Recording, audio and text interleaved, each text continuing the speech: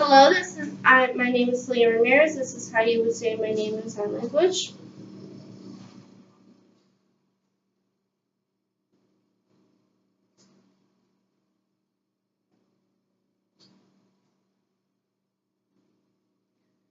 Okay, this is my audience.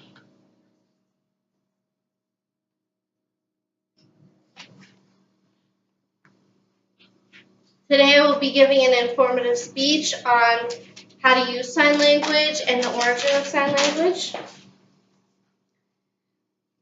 It is important for all citizens to be able to communicate. Sign language is one of the hardest forms of communication to learn.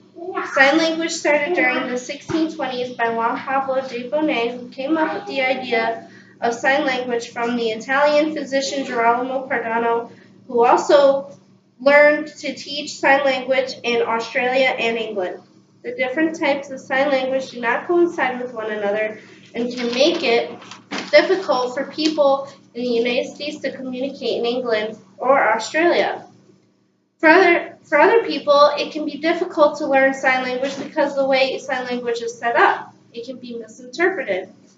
It is always good to learn sign language because there can always be a time where someone needs to learn sign language or use sign language for communication purposes. I personally have experience working with children at the Center for Discovery who are nonverbal and understand sign language better than the new communication devices nowadays. Okay, I'm going to start off by the alphabet. A, B, C, D, E, F, G, H, I, J, K, L, M, N, O, P, Q, R, S, T, U, V, W, X, Y, Z. American Sign Language is one of the hardest but the easiest to learn in the sign language system. For people who are hard of hearing or deaf, will only use sign language, but for some people who are hard of hearing, they can still pronounce some communication verbally with using their mouth. And people who are nonverbal either use communication devices or they can use sign language that is set down or broken down into smaller words. They have different devices nowadays that people are using to help with hearing and figure out the problem for people to communicate verbally instead of using sign language. There are such things called cochlear implant, or there's a new type of sign language that is broken down into sentences but shorter ways of using your hand gestures to make out the words instead of just breaking it down into letters. People learn how to use sign language in school systems, such as speech therapists will learn to teach children who are nonverbal, hard of hearing, or are deaf in order to communicate in the school.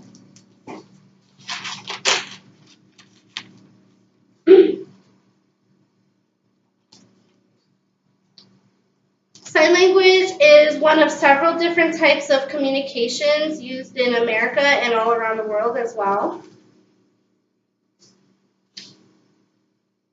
Sign language is used all over the world, and different dialects across the country have different meanings when using hand gestures to make out the words in sign language. For an example, the Japanese culture who use sign language, it's a little bit more complex, which means that they do different hand gestures with using both hands that make out not just letters, but sentences, smaller sentences. Dialect is kind of a form of how each country will use sign language to communicate. In terms of how they speak verbally will be the same way how they use their sign language. That is another reason why sign language is harder to use in other countries rather than in America, because in most countries, if it's hard to learn verbally how to speak their language, it's usually harder to learn how to speak their language in sign language.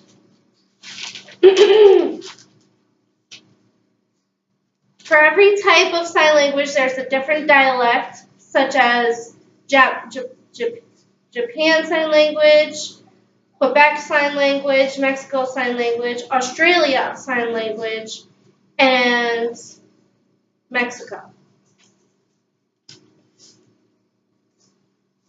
It is also how fluently people are able to speak in sign language that also helps it to help people understand what they're saying, because some hand gestures are a little faster, so it makes it look as if you can't make out what they're saying in their sign language, rather than just slowly pursuing it and making it easier for others to understand what they're saying. That's why sign language should be learned and taught, because if you ever need to use it, it's easier to break it down in order for someone to understand what you're saying and not misinterpret what they're saying.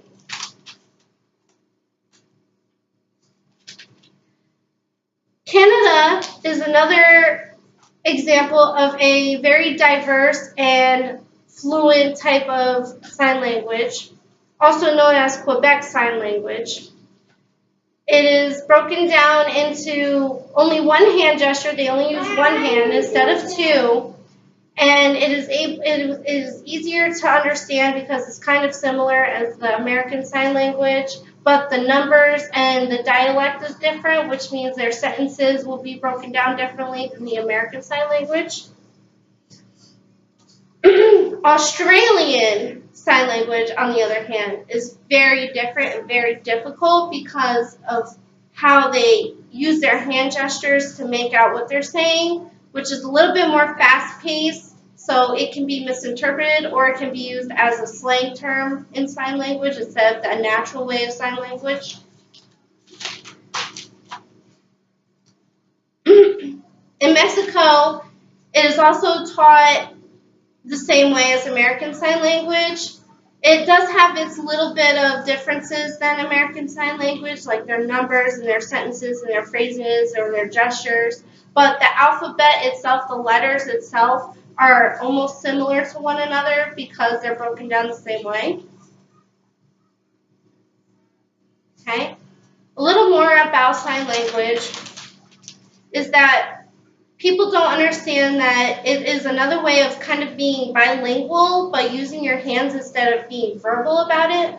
People who are nonverbal also use sign language because it's a lot more easier for them to understand than the communication devices, because the communication devices can only go so far with communicating on how they communicate with the outside world.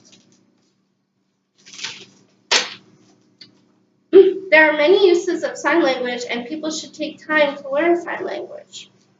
There are more people exposed to sign language nowadays, but not as well as others. People should be able to use sign language in the society so that we can advance the technology to teach sign language and help others learn to communicate as well. This is my audience.